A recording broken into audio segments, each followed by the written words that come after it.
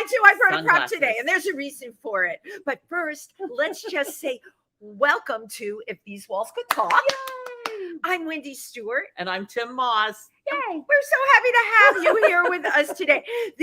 So why do I have on sunglasses today? Because I went to an event with Nick Lyon, and he found these on the floor, and no one claimed them. No, I'm wearing sunglasses I found on the floor, ladies and gentlemen, but they're Tom Ford.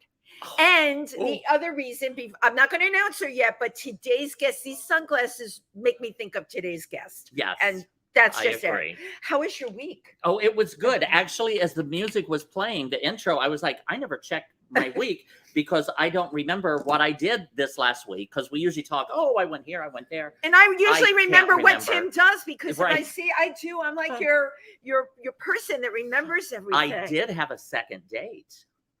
That's huge. Who cares what you did this week? You had a date. Can you tell us a little bit about your second date? He's wonderful. He's a PhD student, and he's a really nice guy from Jersey City. And we met the week before, and then we met again this weekend, and we're going to meet again this coming weekend. He sounds grounded too. He's really cool. He's so nice and so cool, and we just really connect. And we're about the same age, so we understand the evolution of the LGBT community. Absolutely, how it used to be compared to what it is now. Right, because you have history. Yeah, exactly. May I ask what the PhD is in? I don't remember offhand. Well, I suggest you do a little research. You have to be able to converse with him. I will have it for you next week.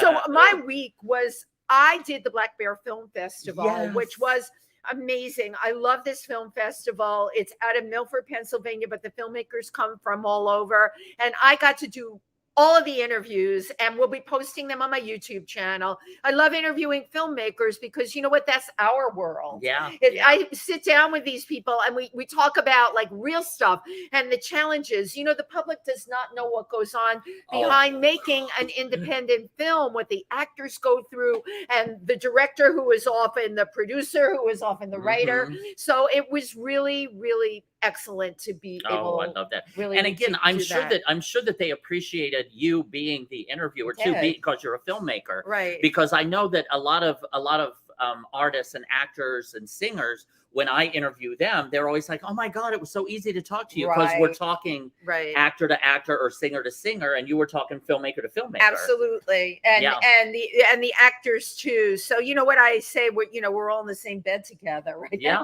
woo, that's my kind of life. Oh my God! And the other night, I have to give a little shout out, a plug to Alexis Hunter, who wrote Joy Lansing, Body to Die For. She's been on the show.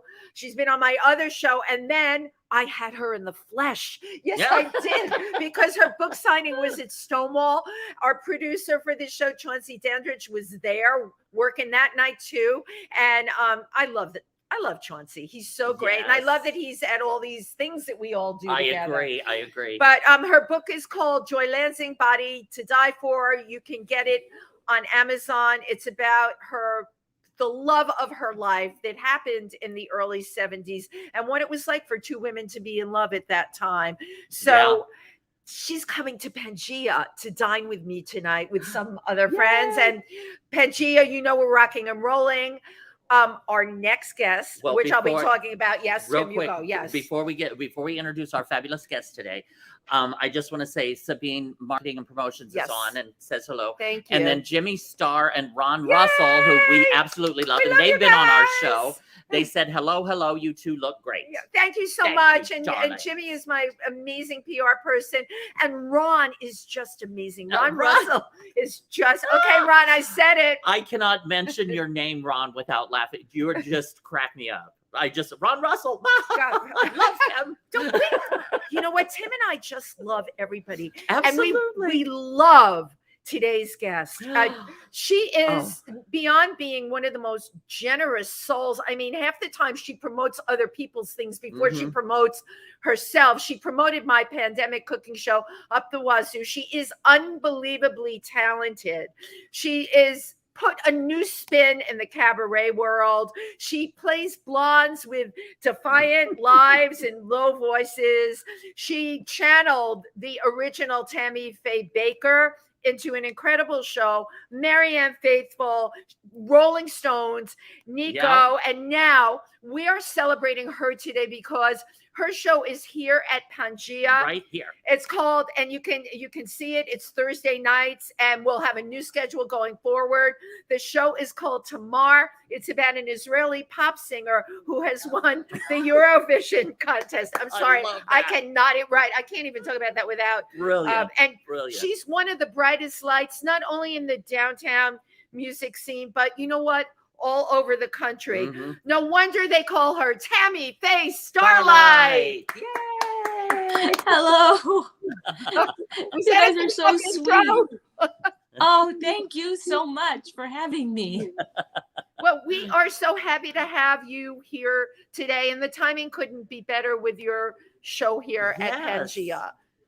Oh yeah, I'm so grateful for PANGEA and that, you know, they've been so kind and generous to me, and I'm really grateful, and I'm so happy that they survived this, you know, pandemic, and they're back with shows, and they're just the warmest. It's the warmest place in New York. I mean, in terms of, you know, just generosity and kindness and openness and making everyone feel welcome. It's just it's incredible. We totally agree. And as an artist, you are part of the group of artists that got PANGEA through this. You know, we all advertised their GoFundMe.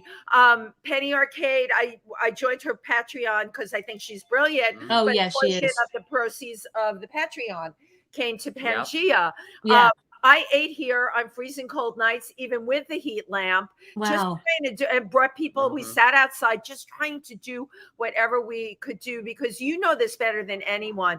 The artists really need to get in there and support each other. It takes a village, but it really does.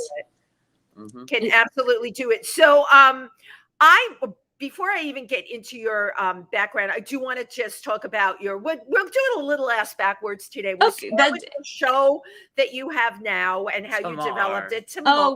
And then I want to go back in history with you. Okay. So I first became aware of Tamar on a campaign you started on Instagram. Oh, yeah. Okay, so let's start at the beginning. Tell us about Tamar, how it originated, how you birthed this baby. Where did you get the concept for that? Well, I was thinking of things to do, and I was thinking of, because I did a show in October with my Tammy Faye Starlite character, which is kind of, she's sort of based on Tammy Faye Baker, and she's also like this I've done her since the 90s. Like a right-wing evangelical Christian, but she's also filthy, but she doesn't realize it. She has all the wrong views.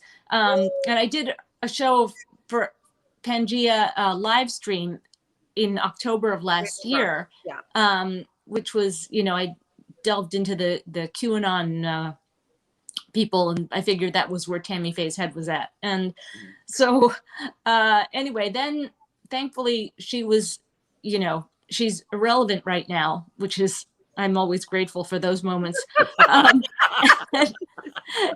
you worship those moments of irrelevancy. Because there are times when she's, you know, her star is rising because, you know, of various things that are going on in Washington and beyond. But so tomorrow I was thinking, what can I do? And I was thinking of like, could I do like a Patti Smith meets Anita Bryant kind of thing, like a Roy Cohn, Jack Smith, but Anita Bryant, Patti Smith. And I thought, no, that's just, I don't want to go into the whole Anita Bryant. It's too negative.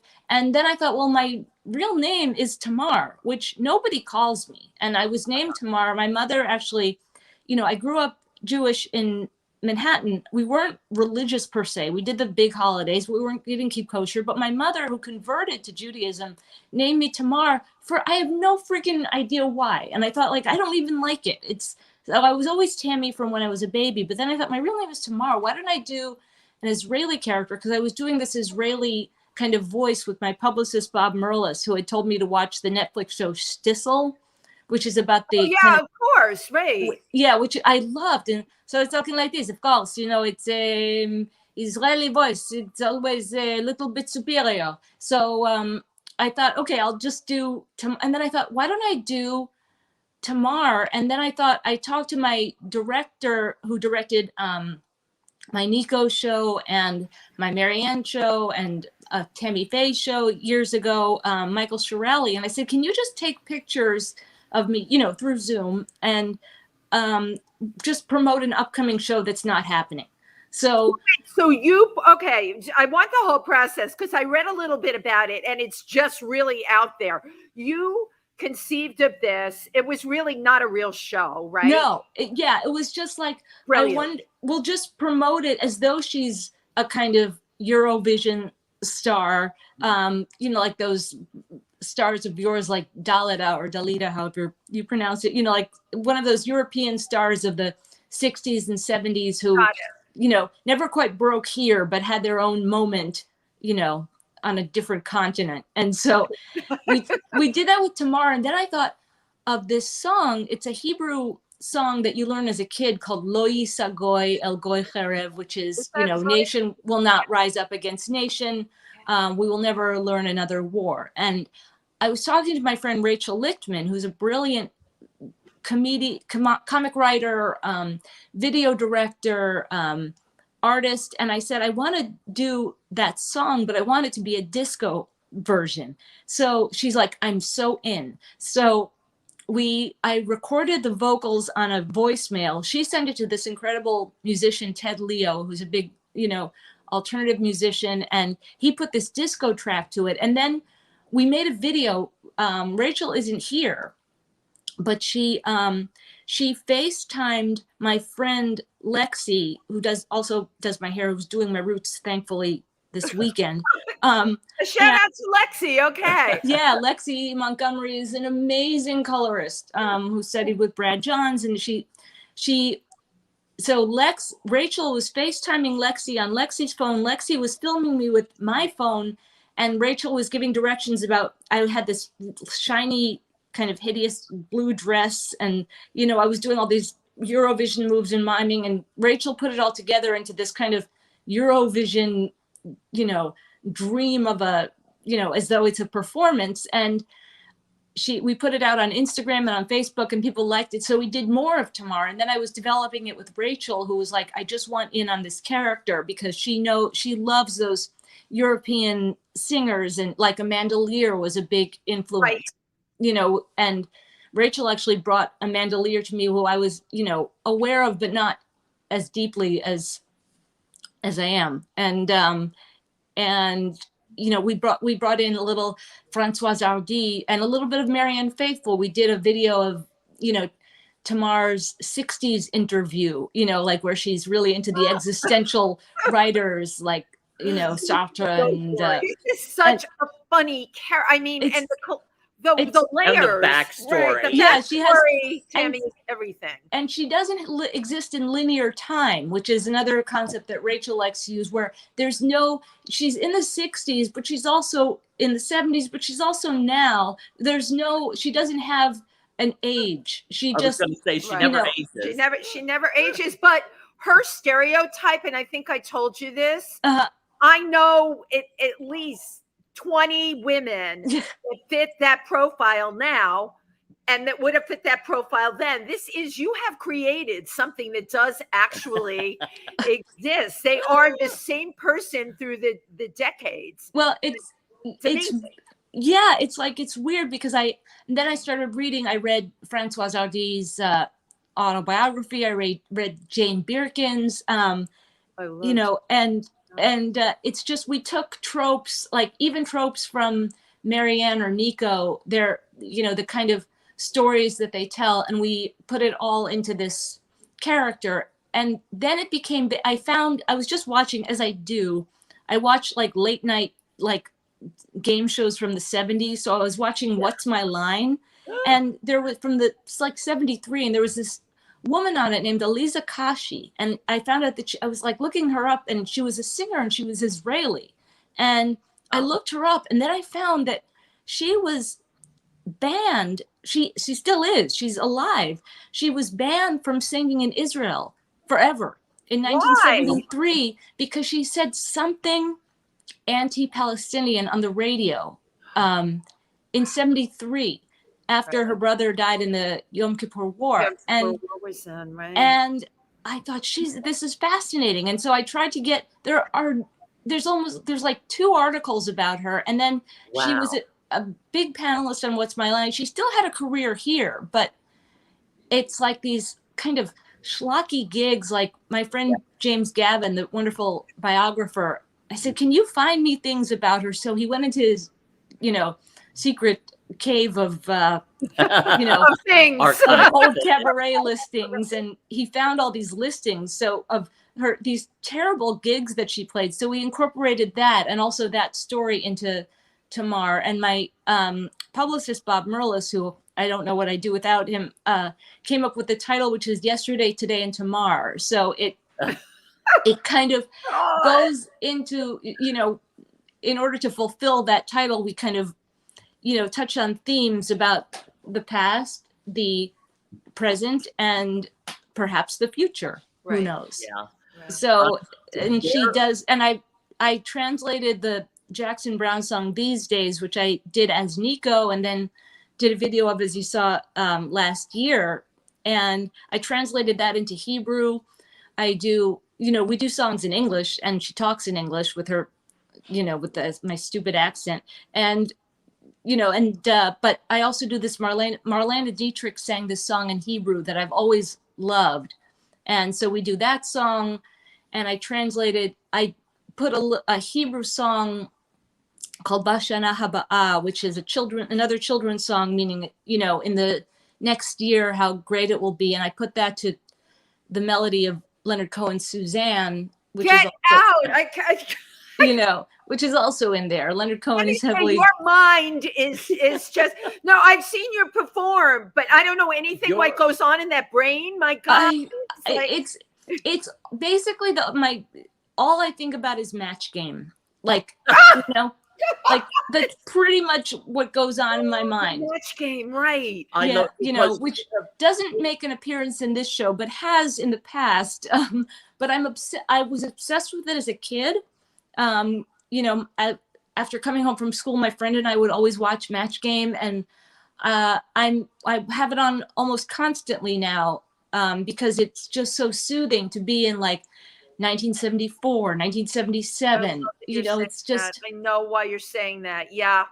Well, right. So for us, that was also a time where we were younger, we were being looked after, we were kind of protected. That's how I relate to that time period. And it was kind of wilder in a sense. Right. They said things that some of the things they said were, would be, you couldn't say it now. Politically incorrect to say now, but I came to New York in 1976. Wow. And I was Studio 54. And as hard as things are when you come to a city with $800 in your pocket and you think you're going to be a model and all this is going to happen overnight. And I wasn't discovered. Can you imagine that? As hard as it is, it was really wonderful. I mean, if you remember Danceteria, Madonna was there all the time when she wasn't, blown up yet. Right. Innocent. Or blowing up somebody. Right. Or blowing up. I love it. She was a Danceteria working on her. Yeah. Working it on her career or whatever she was working on. And all right. Silence. But it was such bless her heart. bless her heart, as Tammy Faye Starlite would say. That's right. Bless her heart. Yeah. Bless her heart. Yeah. So let's go back then. Let's go back. You grew up in New York. Yeah, on the Upper West Side, on West End Avenue, and it was, it was kind of wonderful. I didn't really know any other way of growing up, and you do Halloween in the building, from floor to floor. It's a different kind of experience. And I went to, Jewish school, yeshiva, my whole life, even though, again, we're not religious. We just had to have a Jewish education. But my first school from nursery through 8th grade was a tiny little school on 89th and between Broadway and West End called B'nai Jeshurun, which the temple is. B'nai Jeshurun. There was a rabbi associated with B'nai Jeshurun who everybody knew. Oh, yeah. There was a cool rabbi who I think is still there. When we were there, it was very uncool. Rabbi Berkowitz, who was, very kind of cool rabbi whose name just flew out of my head, but you know who I'm talking I think it's Rabbi Madelon. Is that maybe? Yeah. He's I think he's South American, maybe. Very cool. Yeah. And the synagogue on 79?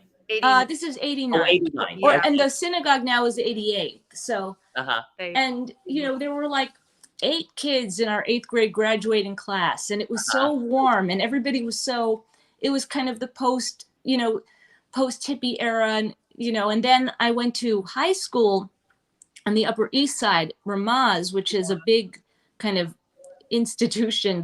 There's a lower school and the high school on 78th between Park and Madison, which is like this giant silver edifice that's shaped like a Torah, it's like, and that was a kind of culture shock in the way that, the West Side and the East Side are almost two different very worlds. different. Right. They're different worlds. Yeah. Yeah. The West Side was like Putumayo, and, the East Side was, it was kind of more Izod at that point, or Ralph Lauren. Yeah, exactly. I knew a lot of people that went to Ramaz. I mean, wow. School that you went to. If you didn't go to any of the downtown yeshivas, you went to Ramaz. I think I told you, and I have this in my book, I was engaged to a Orthodox Jewish dentist that was converting. And if you read my story, of course, that blew up so badly. Oh, I was converting. My mom was Christian and my dad was Jewish, so I was on the wrong end of everything. Oh, no, you were on the right end because you better believe it. That's right. I celebrate everything now, and that's what it's about. She would never have to work a day in corporate America because every day there would be some kind of holiday. There you go, Jim. Exactly. Which is perfect. Religious time. But your Ramaz background, and I don't know, I knew that about you. Like, I have followed your career, but I knew that, and it was always so interesting to me because the characters, and we're going to get into that you have created up until Tamar, we're not Ramaz, No. It was it's like, how does this person's brain work that she does this, Okay, you went through Ramaz. Yeah, and I was always, from when I was little, I was always acting. I was writing plays and writing musicals and making my parents and their friends watch them. I remember that I decided that I was going to when I was like 11, I rewrote West Side Story. Because I didn't like the ending when Tony died. So what I did was I was playing Tony and my friend was playing Maria. And I remember that I decided that the end was going to be, Tony's lying on the ground and Maria's like, oh, Tony, how many more bullets, Chino? And then in my version, Tony lifts up his leg and pees. And that's how you know that Tony is still alive. That was my idea. I still don't know why they don't incorporate that into the new Spielberg. Right. Yeah, you should have talked to Spielberg. I've never seen that. In any movie, like they're checking to see if someone's breathing. Nobody checks to see if they pee. Exactly. It's onto something, Tammy. It's such an oversight. So I would, I remember, after watching Roots, I made a little play about, the evils of slavery and writing songs for it. And then I was always doing plays in school and high school. I went to NYU. I got into Tisch School of the Arts. I really don't know how I got in because my monologue was awful. It was awful.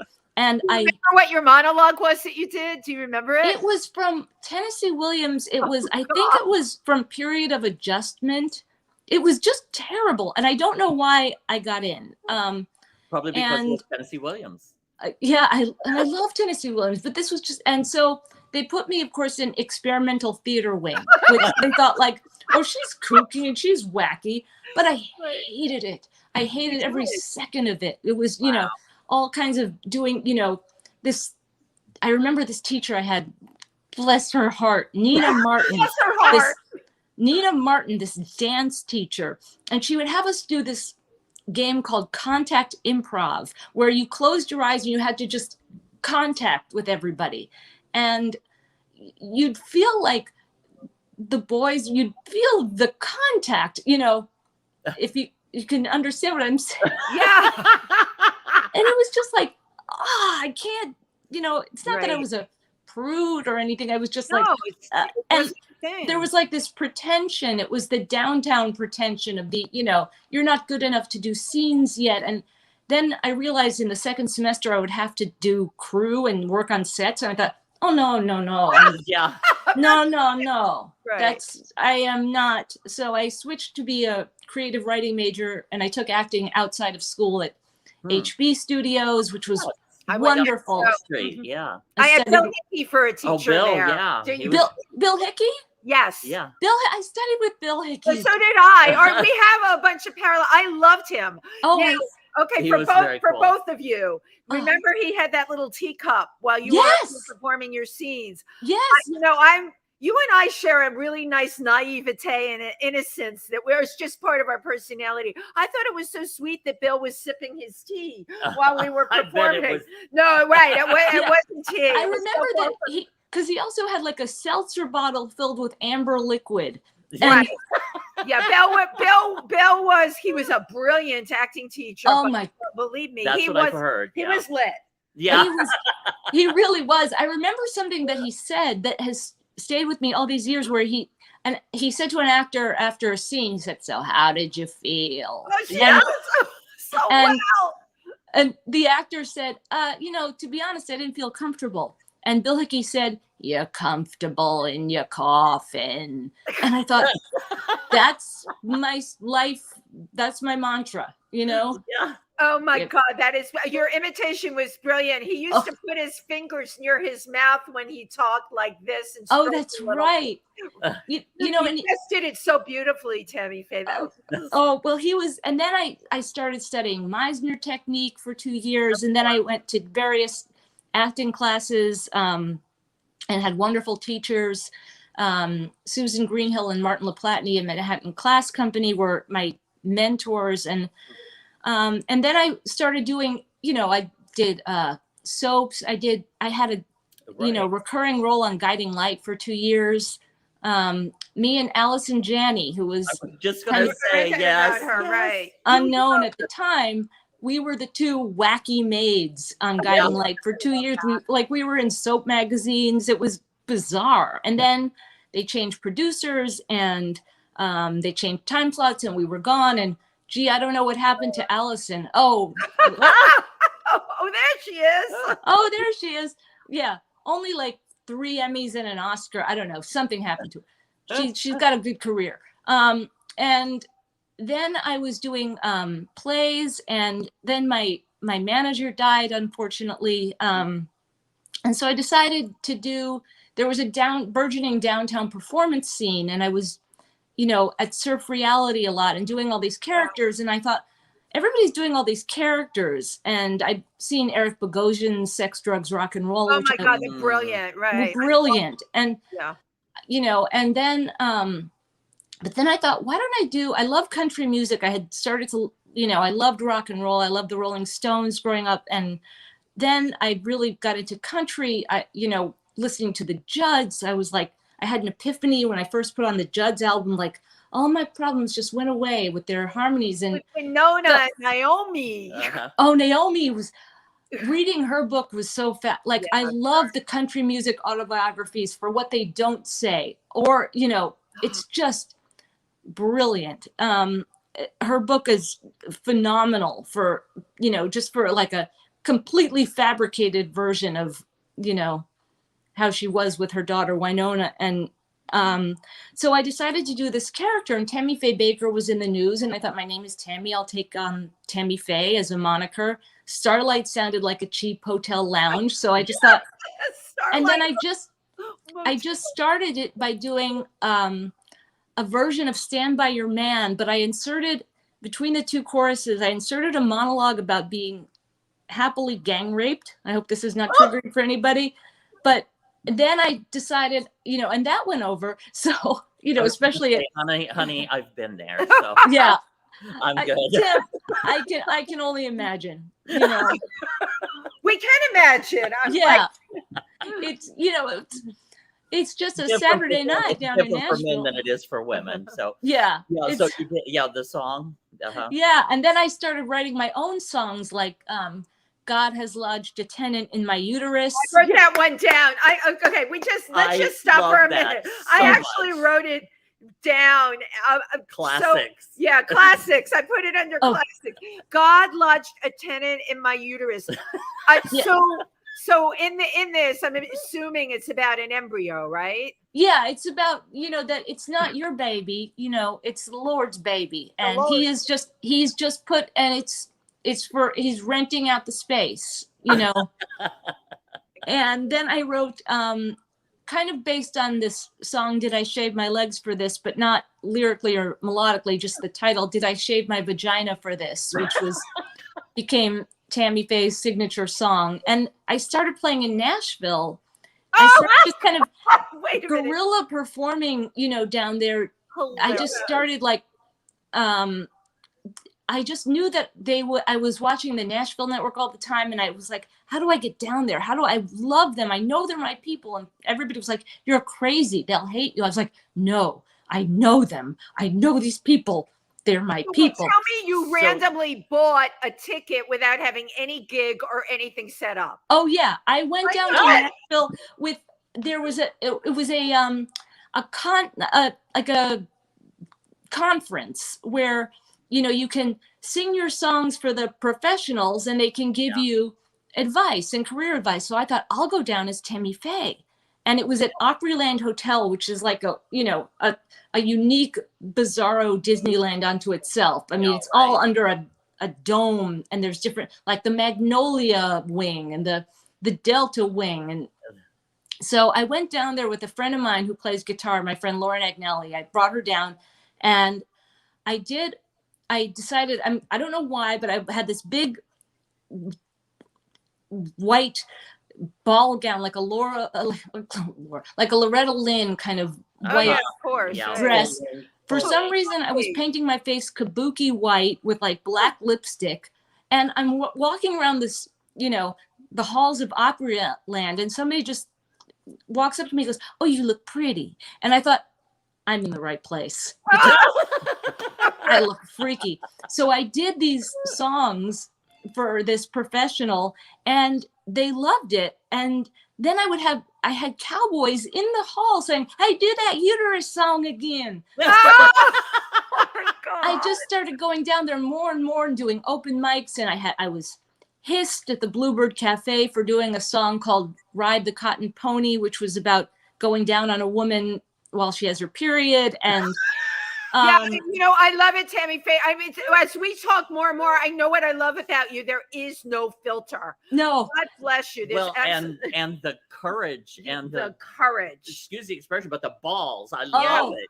I don't know if it was just, I think it's just mania. It's just, and then, they started to because I also did a song called Moonshiner's Child, which is sort of like my coal miner's daughter, but it's, there's incest, but it's happy. There's no trauma. It was happy incest. Happy incest for Tammy Faye. And then I just started getting a band together, and I started performing down there more and more. And then it was, and then, I was on the front page of the arts section, and, I got a manager, and then I did a play I wrote a play for Tammy Faye that Michael Shirelli directed, that we did at the center in LA, the Gay Lesbian Center, that with John Imperato, who brought it there. And then I was like, well, I think Tammy Faye, she comes back for political campaigns. I remember during, I think for Obama's second election, she was doing her, because DOMA was so big, and I was doing my Doom tour, which was Defense of Opposite Marriage. Oh, and so Doom. Yeah. So it was Tim. So she comes back periodically, to pop her head in.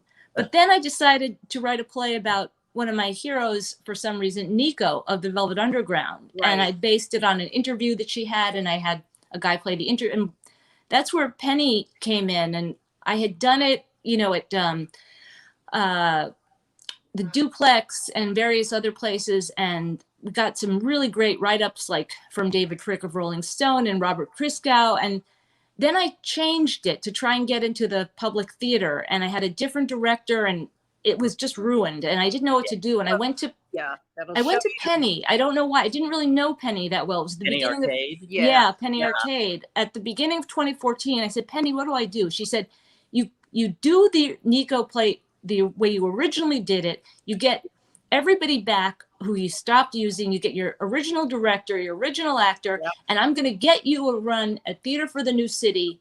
And she did.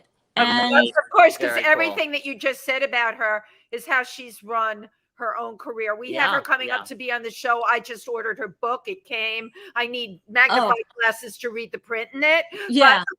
But she gave you the very advice she follows, and she is brilliant. And thank God you are smart enough and instinctive enough that you listened. Oh, well, I was so grateful for her. And then we got a lovely review that September in the Times from Charles Isherwood, which was just like, oh my God, and great story. And then I started doing Marianne Faithfull, which I did at Lincoln Center at the Atrium, doing.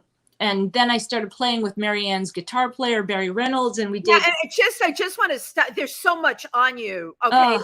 The discovery of Marianne Faithfull, because I grew up loving her. Why Marianne Faithfull? What about her spoke to you? There was something about her. I remember listening to her when A Child's Adventure came out in 1983 with the song Times Square in it. And there was something in her voice, because I didn't listen to her earlier stuff at first, where she had the high soprano. I listened to that gravelly, to that Marianne, that very deep, and there was a pain there, and there was a rasp, and there was a grit, and she was so, she's an intellectual. She always talks about Blake and Coleridge, and she's funny. Sometimes she's very funny. I recently saw an interview with her. Yeah. And sometimes unintentionally so. And she has that very broad kind of, I'm Marianne Faithfull. She's a diva. The very, and she's, so there was something in her that I just loved. And I know that at first she didn't like me doing it. And because I'd heard from the wonderful late Hal Wilner that she was not thrilled with my doing her, and so then I stopped. And then in late 2018, I realized that her big album Broken English was going to be 40 years old, and I'm always looking for any excuse for any anniversary for a show. And I wrote to her on Facebook, not because I know her nom de Facebook, which I don't think she uses anymore, but I wrote to her and said, like, what is it okay if I do Broken English for its 40th anniversary?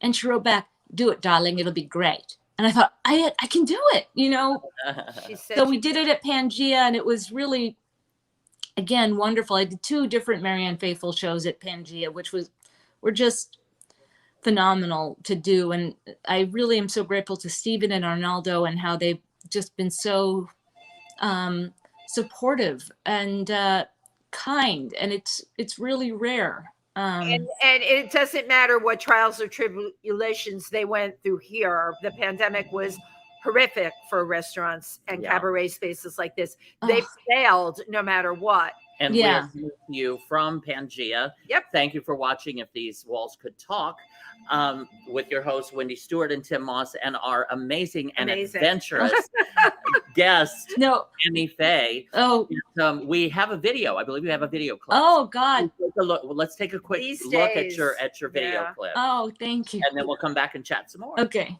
This video makes me cry because it came out during the pandemic, and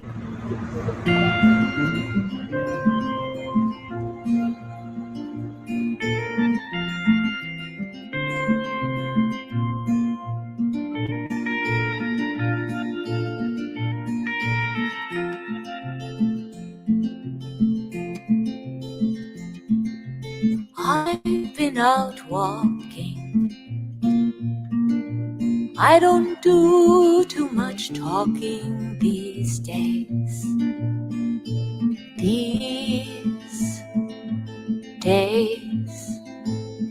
These days I seem to think a lot about the things that I forgot to do.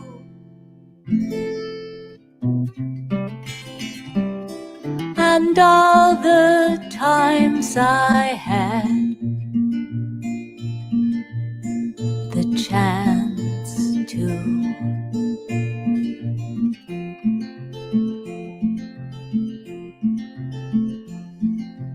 I'll stop my rambling. I don't do too much gambling these days.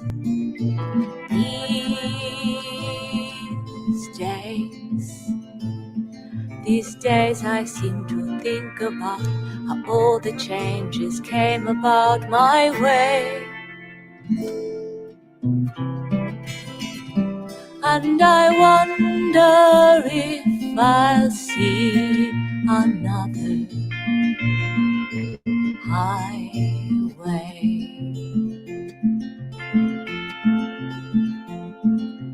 I had a lover. I don't think I'll risk another these days. These days. And if I seem to be afraid to live the life that I have made in song, it's just that I've been losing so long.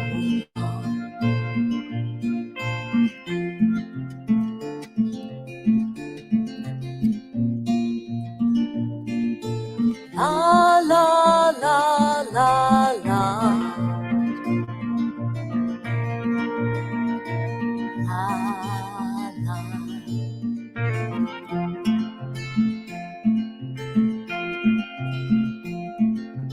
I stop my dreaming. I don't do too much scheming these days.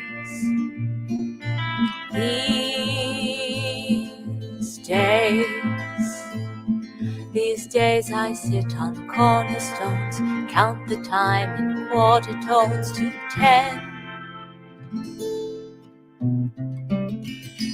Please don't confront me with my failures.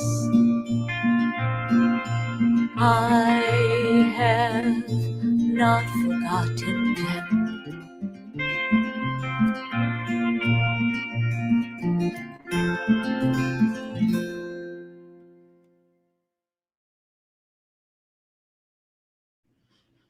This wow. emotionally affects me every single time because, you know, I know the song never affected me like that, but it is your interpretation and the fact that you released it when you did in the pandemic.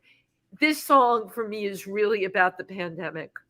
If you take each and every word, it speaks to you that way. Oh, you're muted. Just 1 second. Oh, okay. There we go. I got it. Go ahead. Oh, okay.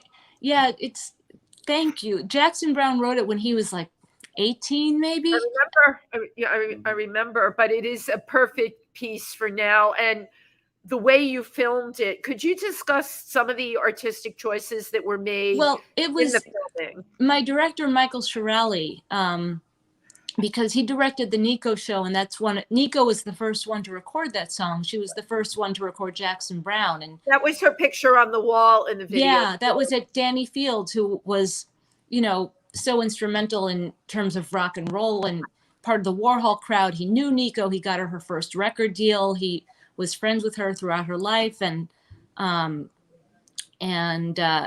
know, Danny also, of course, managed the Ramones. He found, you know. Oh, just a second. I think you froze. Yeah, you froze here. We're having some technical difficulties. Okay. But you're watching If These Walls Could Talk with your hosts, Wendy Stuart and Tym Moss, and our amazing wonderful guest, Tammy Faye. Tammy Faye. And as soon as we thaw her out. Yeah, Here, she's coming back in. There you go. Okay, I just. Yeah, so so sorry about that. It could be the Wi-Fi here, which is. That's okay. But yeah, Danny Fields, who, you know, discovered Iggy Pop and the Stooges and the Ramones, you know, he managed, and, you know, he wrote for 16 magazine and for so many. he's just amazing. And he's become, through the Nico show, when I first did it in 2010, he became a dear friend, and I'm so lucky. And that's Danny's place and his photo of Nico. So the director, Michael Shirelli, because, it was September of 2020 and I didn't really want to take the PATH train. Like I live in Hoboken now. I didn't want to take the train in. No, I remember you were not going anywhere. I had talked to you about meeting or something, and you were staying in Hoboken. Yeah, I was. So I took the train in, and we decided to film around Christopher Street, mostly because that's like the first stop on the train. Yeah, and it's also one of the most beautiful areas of the city, and it's so, the West Village was. I don't know, there's something about the 60s, even though, a lot of the Nico scene in the Velvets was the East Village, they started in the West Village, yes. The Cafe Bazaar. And there was, Michael said, just come in. Oh, I don't know if you can see our cat who's coming in here. Oh, yeah, hello, Kitty. Yeah, Miss Ross. She's our little diva. Hello, Miss Ross. I know, she is such a. Thank you for joining us today. Yeah, Miss Ross. So Michael decided, let's just film around there. And so we just walked. He's like, okay, just walk. And then we found that, the no mask sign, and he's like, just walk there. And then we called Danny to see because he lives near there. So if we could come up, and Michael, kind of zoomed in on the Nico picture. And then he also took separately, when he was coming in on the train from Brooklyn, he took, images of because it's a song about moving and traveling and, and motion. But it's also got a very celluloid feeling to it. Yeah, it's like a film transparency to it, which I took that very symbolically, that was how the world felt and still is feeling somewhat. Yeah. Because of the pandemic. I thought the choice that you made to do it that way was absolutely brilliant. Oh, thanks. Well, that's all Michael, and he did it on his iPhone. And I love and just the editing, the way he put all of that together was just so, like she said, symbolic. It was so layered. Yeah, Michael about it is very layered. Yeah. If you ever need a director for a cabaret show, Michael is astounding. Right. And one of the funniest people I know. Just hearing his story about being at Liza Minnelli's wedding to David Guest is a show with itself. That would probably be a cabaret show all its own. Yeah, really. Yeah, exactly. And so for this show, the Tamar, I was working with Rachel because we kind of developed the Tamar trajectory together. And Rachel's an incredible videographer with her own perspective, which is kind of very 70s based. Everything has that kind of groovy 70s aesthetic. She's really remarkable. What do you think your affiliation is? It is so strong for the 70s. They say everybody has an age that was their best age. Yeah, and I think the 70s. I was a kid, so I certainly didn't look great. I was. I can't imagine that. I was very skinny with long, straight brown hair.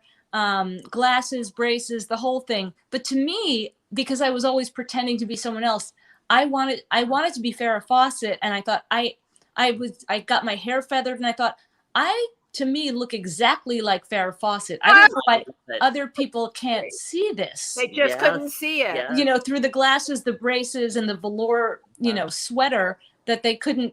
But there was something kind of I don't know if it's halcyon, and I've painted it this way because, but there was such happiness. You could feel it in the streets of New York. You could hope and happiness, and anything could happen, anything wonderful. But again, like you said, there was a freedom, and artistic expression, and just where we were allowed to be individuals, and we were allowed to express ourselves and to try things and to do things, and that we don't seem to have now. Yeah, everything seemed very, and there was, a kind of glamour. I remember the first time I went to Fiorucci, I might have been 12. Oh my God, I loved Fiorucci. Oh, and I was terrified because I thought, this is much cooler than I am. Like, you know, this is, and everybody, I must have seen Joey Arias, you know, I didn't know Joey, and it was all very just, you know, very kind of far-reaching, glamorous outer space, kind of like I wanted to be in that world. And, you know, even going back now, there was, I don't know, there was something just very, I don't know, elevated about the 70s, that the 80s kind of because of Reagan, even though I was only in high school, you know, when Reagan, freshman in high school when Reagan was elected, I remember because my family was, my mother especially, were such strong Democrats. And I remember she used to have election parties. And when Carter was elected, it was so happy. Oh, yeah, and when Reagan was elected, there was a pall that was just cast. Mm-hmm. And, you know, but then thinking back, the 80s were actually kind of, you know, they were kind of fun too. They always had the shadow of AIDS over at the 80s. Like you know, I came to the city in 76, and all those things that you love about the 70s were everything that I loved. Yeah. And this weird disease they called grid at the time. And being in the fashion industry, I saw some of the most beautiful people just totally destroyed by this. And it colored everything in New York because none of us knew where it came from. We knew it was spreading. Initially, you know, people didn't know how to stop it. And then so many people got it infected. You know, God bless the person who came out with the cocktails. There were a few people. Yeah. I have friends that are alive today because of those drugs, but the death toll was incredible. Oh, The death toll and the fear. So I think that colored things a lot in the 80s. I think so. And, you know, I used to visit my paternal grandparents in Borough Park in Brooklyn. And my father would drive us, and we'd stay there for the weekend. Not the greatest weekend for a kid, but, you know, and then we'd drive back, and we would drive back along the West Side Highway. And I remember seeing the Ramrod. And it was always, yes, it was full, like everybody was outside. Everybody was like just having a great time. And there were so many people. And then the attrition that happened throughout the 80s, when you saw fewer and fewer people as I would pass by, and it was just heartbreaking. My God, I'm seeing this as you say it. Well, I think again, like looking decade to decade, like in the 60s, there was such upheaval of the people speaking up, right? And the civil rights movement that was happening. Well, then in the 70s, everybody just started to experiment and just started the individuality and all of that just started to explode. I think that's where all that freedom came from, or that feeling of freedom. Yeah, because we were allowed to be ourselves and to be who we wanted to be, and that whole exploration, and then in the 80s getting hit by that and having to kind of withdraw. Like slammed. And you know, it was just, it really did. There was like this horrible cloud that just, even with, you know, there were clubs, and I wasn't a club kid per se. I would go there just to say that I went, but I would go by myself. I was very much a loner. You know, I'd go to Palladium or go to Limelight, but God, I wish I would have known you then. We would have had a ball. I know. I wish I'd have known you, because then I would have had fun. Otherwise, oh my God, I know, we would have been sisters. I know. And, you know, I just was like, I'm just going to, you know, my whole thing was like, I'm going to see if I can get into the VIP room, and then I'll go home. Because, you know, that was my thing. And, oh, honey, well, we need to go to some clubs now. Yeah, we need to start go out and start some trouble or something at some clubs. How have you been able? One of the things about you, I hate using the word authenticity because it's so overused, but yes, you have the authenticity. But it is very interesting to me. There is such a pureness and an innocence to you, Tammy Faye. And I really only got to know you. I got to know you at my extravaganza that January 24th. But I really got to know you during the pandemic on Facebook, because that's where we all were. Yeah. You just have always maintained this pureness. And the big edge in you comes out in your characters. It's like it's in there. It's in there, and it manifests itself. Like, you're probably the only person I know that really did a song about a woman going down on another woman that had their period. And I know a lot of people. We all do, that are really out there. But you're the one that did this song. Oh, I don't know where that came from, but where does that come from, though? That song was like, I don't even know where that came from. I just heard the phrase, or I either heard it or I liked it, called Ride the Cotton Pony. And I just thought, that sounds like a country song. And I just thought, okay, this would be the scenario, That's what I love about you, is you'll hear something and you're not afraid to go there. There's just, I love that. Right. And I've gotten in trouble for it, like, Right. I'm sure there are people like with Tammy Faye Starlite. Did you get heckled and things like that? I got hate mail. I've gotten like, I had people actually run out of a show, not just walk, but run up the aisles because I was walking, couldn't get them away from you quick enough. I don't understand. I was like, I don't understand. And then, whether it's in Nashville where they were like, you can't do that, I remember doing a show at Tootsie's, which was like the old, like the classic Nashville bar and place. And we had a private room to do my Tammy Faye stuff with another friend. And, I was doing like these horrible songs, not horrible songs about vaginas and going down and blowjobs and all that. And this woman, the proprietress, like her hair up to here, she's like, you can't do this. This is a family place. I love the invitation. And I remember that a guy who was there said to me, how dare she tell you that this is a family place in the same room where Dolly Parton sucked Porter Wagoner's dick? No. I thought, because the line of the day, and that is a song. That's a song. I know. You gotta do it. It's, Dolly had to do what Dolly had. And apparently Porter Wagner, her, duet partner in the early years, was, let's just say, the Milton Berle of country music. He had, it was apparently, giant. Yeah. So God bless her for going there.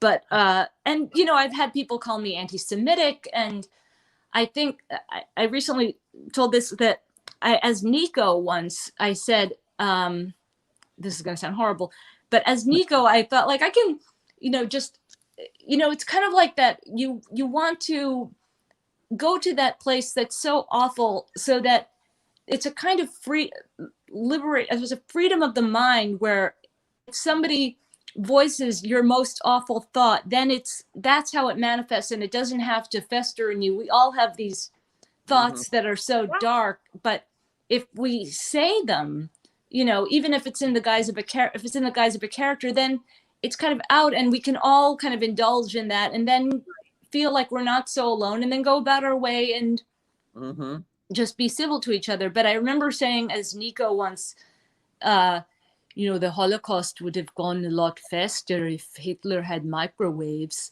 and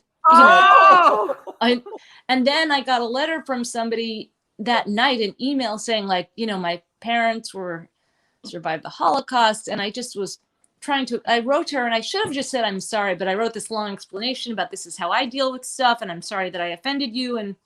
But I've gotten other things about that too, various, but the political opinion is within the character. Okay. And that is the line between theater and our own personal opinions, and performers should be allowed that license. They should be allowed it. Nowadays, oh my God, everybody's offended about something. Right. I know. You can't say this and you can't say that.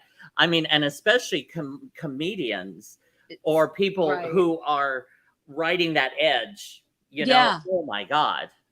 It's really strange. And it's, I always liked art to be kind of mean, or where it just that like I didn't want Tammy Faye to be kind of kitschy and cute. I wanted her to be nasty and to have to. She is nasty, and she's mean, and she has horrible thoughts, and there's something kind of, and with Nico, she has accusations of being racist or being anti-Semitic.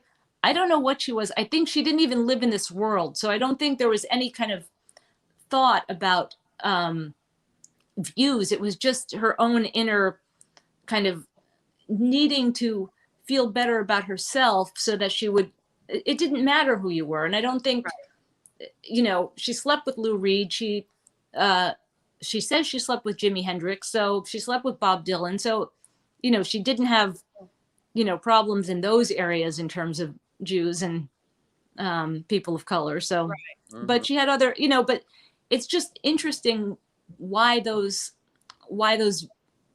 views come about, and to kind of explore what's inside the people who have those kind of who have. I think as an artist, I'm so glad you said that. Like you as an artist, you do that. Oh, that's what I love. Yeah, and right. You do. Oh. You go, I said I don't have a filter, and neither does he. Yeah. But your work, you will go there, and God bless you for doing that. Your work is brilliant because you're very kind. We've got a little fan room on here today. Can we thank I was just gonna say, you're watching If These Walls Could Talk with your hosts Wendy Stuart and Tym Moss, and our amazing and wonderful guest Tammy Faye. Yay! Oh, thank you so much for having me and allowing me to run my mouth like that. I love it. Oh, well, we love our friend Stacy, my friend Stacy Clemmer from Texas. Hi, Stacey, she said thank Hi, you. Stacy. She says thank you for all you guys do for all of us. Oh, and thank you. Okay. Joe Preston, he tuned in. Yeah. Nick Lyon said, great show, guys. Love Tammy. Great sunglasses, Wendy. Oh, yeah, I love those. Nick's the one that found Tom Ford. I don't care if they came off of the floor. No, you just wipe them, Lysol them, and they look gorgeous on you. No, Tammy Faye, I forgot to wipe them with Lysol. I knew I forgot something. I just put them on there. So I love them. What's that so growing much. out of the side of your temple? Right. It's a new variant. Oh God. Not funny. No, look, they're Tom Ford. Tammy Faye, can you just tell people where they can find you and upcoming anything from you? Yeah, I'm on Facebook primarily. It's just Tammy Faye. You'll find me because it's the weird, with the kind of Dee Snider hair that I have of Twisted Sister. And I'm on Instagram as Tammy Faye NYC. I'm on Twitter where nothing happens for me on Twitter. I just put things into the wind. I still do too. That's my Twitter universe too. Yeah, I'm like zero.